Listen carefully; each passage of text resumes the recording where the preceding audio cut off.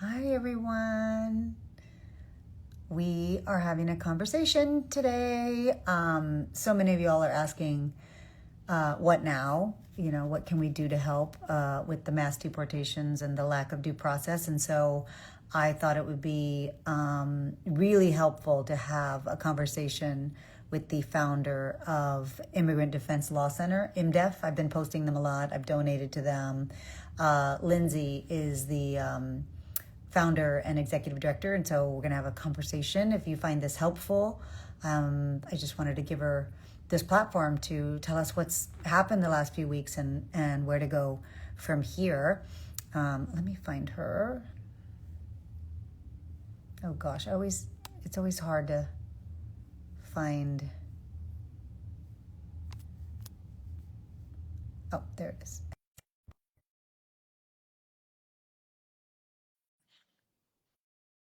This would be a great conversation. Oops, let me see.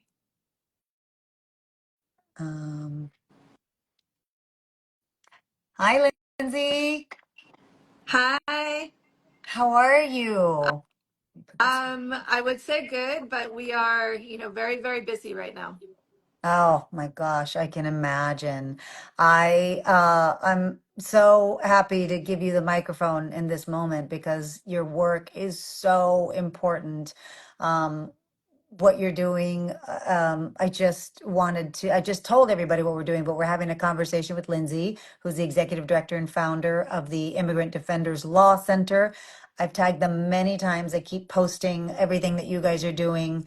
They specialize in legal defense of immigrant communities, representing thousands of adults and children in Southern California. I met Lindsay in 2018. We went to the border together. And that's when I really got to understand the work that you guys do and also understand our process. I had no idea about some of the stories and the laws and the rules that you've told us. You've educated me on since then.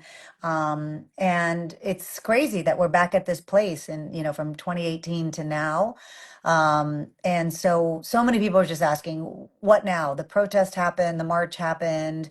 Now there's this new directive about focusing on democratic cities with the ICE raids. And so, can you lay out for folks what's happened in the last few weeks in Southern California with ICE and kind of what's different now versus then when we were at the border and, you know, years and years ago? Yeah.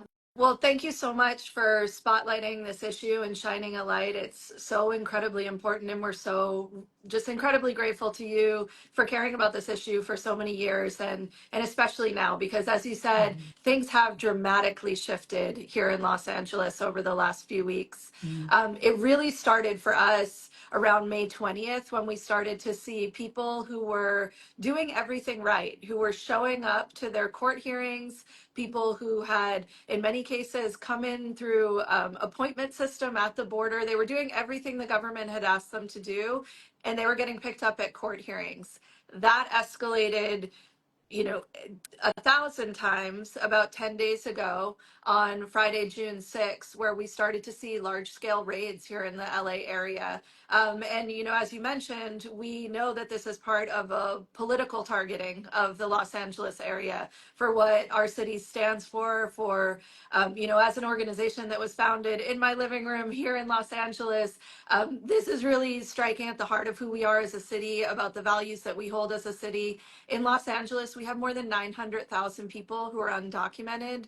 And that, means that people whose children go to our schools, 1 in 5 children in LAUSD schools, people working in every single industry that we have here in Los Angeles are undocumented. So these attacks on the immigrant community here really hit at the heart of Los Angeles. Yeah. And I can see that, not just from the work that we've had over the last couple of weeks, responding at the detention centers, responding when people are being picked up, going and demanding to see warrants and hold the government accountable, but also because the car wash down the street from me is now closed. The farmers markets all over the city were near empty this weekend because people are afraid, Yeah. and it's not safe for people to be out in our communities right now. Yeah. And there's funds for that too. I've actually posted a couple of, people who are sponsoring families who are telling them don't go to work. We will sponsor your family so you can stay home and be safe. Um, Tell me about some of your clients. You always have really um, great ways to humanize the issue. And I feel like people, the do it the right way, you're not following the rules. This kind of narrative isn't accurate, but also when you talk about specific clients that you have, it humanizes this issue in a way that I think we need to hear. Can you tell me about some of those? Obviously, you don't have to tell me names. Yeah. So, I think this is so important because what we're hearing from the Trump administration right now is that they are targeting, I'll use their language, the worst of the worst, the people with criminal convictions, who they say, should not be in the United States. And who we are seeing being targeted in the raids in Los Angeles right now, it is such a different picture. I spent yesterday afternoon, Father's Day, up at the Adelanto detention facility, which is about 2 hours from here in downtown LA. And one of the people that I met there was someone who was picked up, pulled over by ICE earlier this week. He's lived in the United States for 17 years. He's never had any criminal history in Guatemala nor here in the United States. And what the one moment that he started to cry during our conversation was when I asked if he had any children, and he said, "I do. I have an 11-year-old son. He's a U.S. citizen. He was born here." And I said to him, "I'm so sorry that it's Father's Day and you're not able to be with your son." Yeah. And he said, he started to tear up a bit, and he said, "I'm so sorry that I'm here too." He said, "I'm even more sorry that tomorrow is the first day that my son is going to a summer camp program that he's so excited about, and that he can't bring him to that camp." And he Mm. said, "I always bring him to school. I bring him to camp. That's where we talk in the mornings." And I just saw in that moment, really the ripple effects that these deportations, these raids will have in our communities, because it is not just a tragedy for that family, but that was someone that, to fly in the face of the rhetoric that we're hearing, was Yeah. on his way to work. He was in his work truck when he was pulled over. He wasn't doing he wasn't speeding. He didn't take a wrong turn. He was just pulled over for being a man who they believed looked like he might be undocumented, driving a gardener's truck. Like we see all over our communities all the time. And Yeah. now that little boy will be traumatized Yeah. for the rest of his life, knowing that, his dad is now on the brink of deportation.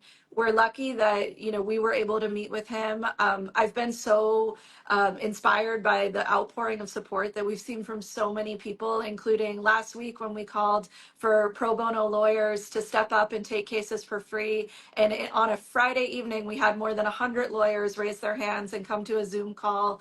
And, we will be able to provide support to that family. But there have been hundreds Yeah. of people like that Yeah, picked up. how many people can you not help?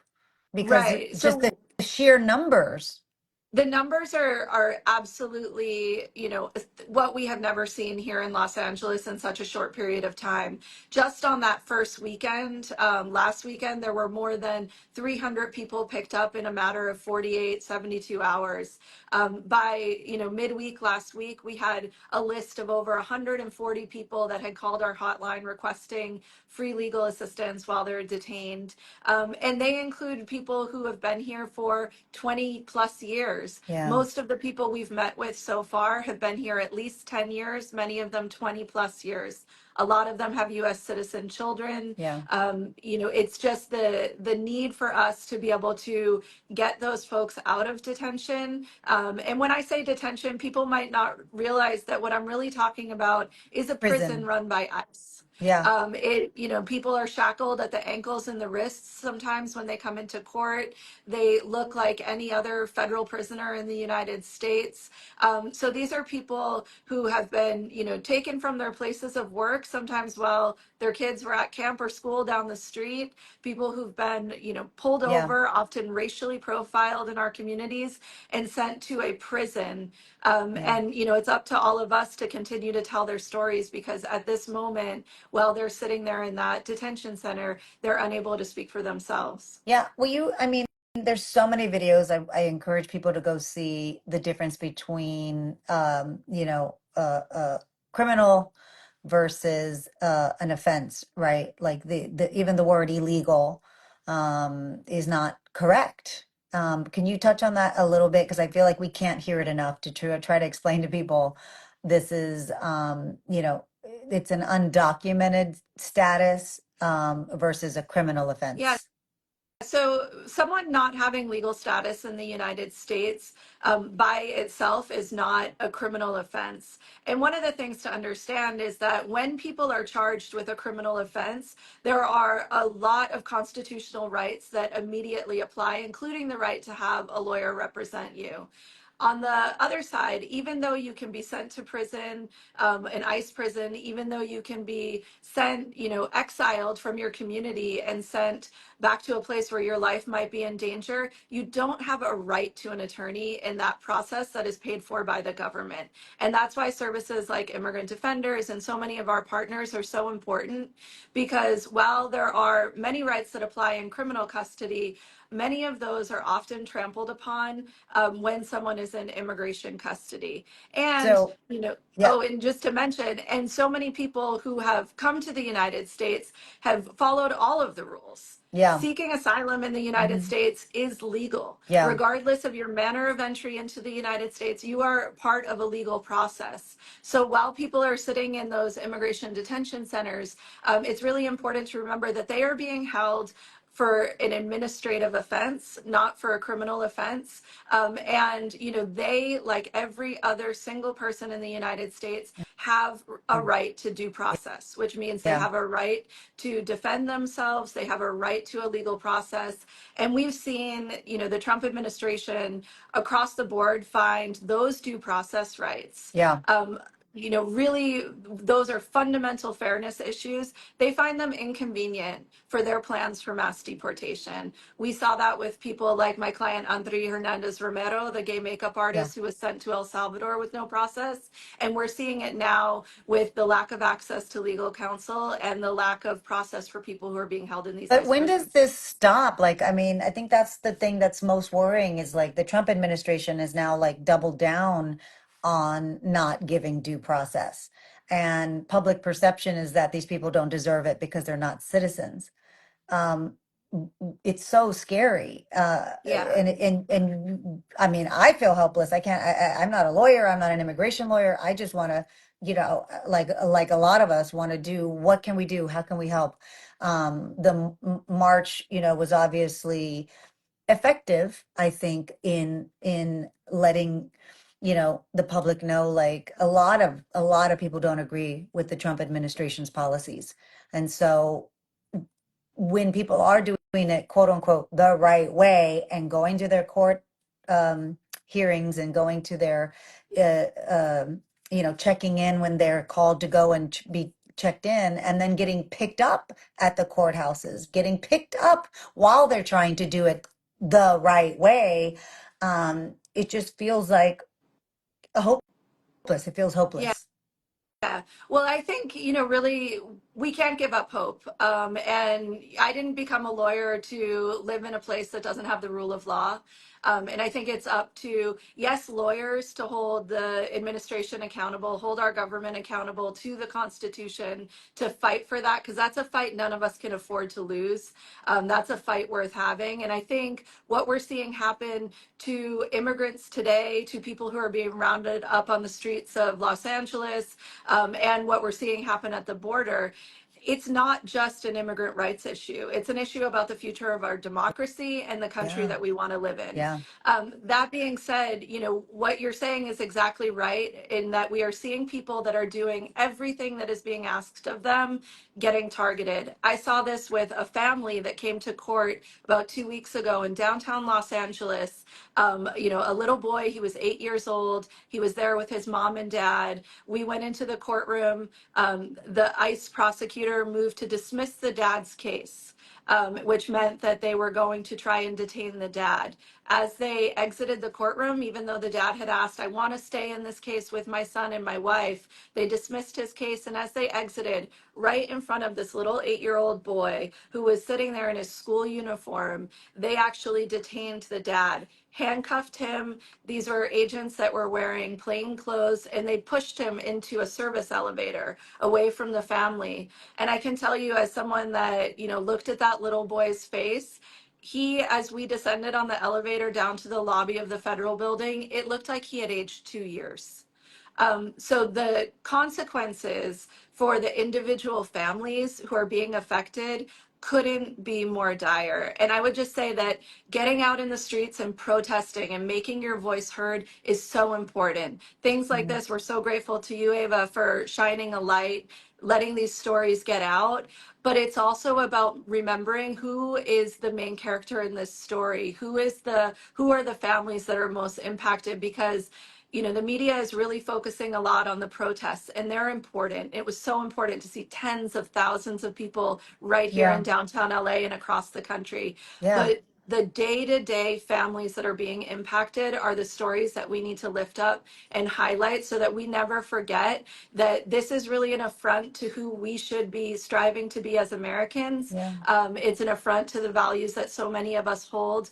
And if it can happen to these families today, if it can happen to those men who've been sent to El Salvador with no due process, it can happen to any of us tomorrow. It Yeah. could happen to you. It could happen to me. So Mhm. this is a fight, as I said, that none of us can afford to lose, because the fight for immigrant rights is really about the fight for the country that we want Yeah. to live in. Yeah. And I think, we need all the allies we can get. I mean, Absolutely. I'm continuing to do what I can from wherever I am in the world. And I feel like, you know, if you're an ally, you're welcome, right? Like if you can Yes. post, if you can march, if you can call your congressperson, call them. Everybody has to show up in the way that they can. And I think that we're going to need all of these ways, to Yes. change the Trump policies. You started a bond fund, which I think we also don't think about. Like, oh yeah, these people need to be bailed out Yeah. in So some this is circumstances. our friends actually at Clue Justice, which is a faith-based organization here in Los Angeles, started this in collaboration with the Rapid Response Network. Chirla, Carecen, ImmDef, all of the organizations came together, and we created the Detained Immigrant Bond Fund. I hope the link is in the chat for folks. Yeah, That bond fund is so important because what that will do, that story that I told you about that little boy who watched his dad get handcuffed, the story of the dad who is at the Adelanto detention facility as we speak. This bond fund will allow us, when ICE or an immigration judge sets a bond for someone, it will allow us to pay it for them. And really, yeah, what that means is that it will allow us to pay that bond to get dads, moms, brothers, sisters home with their families. It will yeah, allow us to get grandmas and grandpas who've been picked up while selling fruit on the side of the road back with their families. So it's called a bond fund, which some people may not be familiar with that term, but yeah, really what it is a fund to help us reunite families, yeah. and bring them back together because all families in LA deserve to be Yeah. together. Yeah, I mean, for me, that is it. The family separation, taking babies out of mother's hands, separating an 11-year-old boy from his father, like that's what this is about. And I would think that that's where there's a touch point of humanity, at least in family separation. And so, um, the other thing that I found so surprising was that they're deporting veterans. I Yeah, wouldn't think that anybody who served our country, protected our country, would even be up for a deportation. right. Um, that's happening. Yeah, people are often surprised that we have an entire team here at ImmDef that works on deported veterans issues. Wow. Under the Biden administration, there was a program that worked to bring deported veterans back to the United States. And even just this weekend, we had someone who was called into an appointment because they are trying to effectuate their deportation, even though they were just recently brought back. Hmm. These are cases where people often fought in Iraq, in the Gulf Wars. They are people who saw combat, legal permanent residents who came back. Oftentimes, we'll find diagnosed with PTSD, and during that journey of having PTSD, sometimes living on the streets, had a criminal conviction that made them deportable from the United States. And immigration law is so unforgiving that even in cases like that, even where somebody has, had combat veteran experience in our armed forces, they still are eligible for deportation. So IMDEF and Wow. partners across the country have worked hard to bring many of these veterans back, Yeah. but there are moves now to deport them from the United States. Yeah. That is, I that doesn't even make sense to me. None of Yeah, this makes sense to me. right. The last question, because I know you're actually very, very busy. What can anybody do to help other than donating? What are some other things that we can, ways that we can support IMDEF? So I think one of the most important things, especially for all of your followers who are outside of LA and New York and outside of these cities that are actually being targeted right now, across the country, we need people to show up to town halls. We need people Okay. to be calling their elected representatives, especially when their elected representatives are not traditional immigrant rights supporters. It's so important. We know we were in DC last week talking to folks on both sides of the aisle, and we know that they tally those calls. They look at the issues that their constituents care about. So that could not be more important because it will take all of us Yeah. together working for this to be able to make sure that we're protecting families here in the Yeah. US. Yeah. The other thing that people can do is know that people are scared right now. Here in Los Angeles, I know people are not going to work. They're not going to school. We have restaurants, farmers markets that have closed down because people are afraid. Yeah. That's happening across the country in big ways and small. I would really say, it's important for people to reach out to their immigrant neighbors, Yeah. to talk to them, to say, I'm here to support you.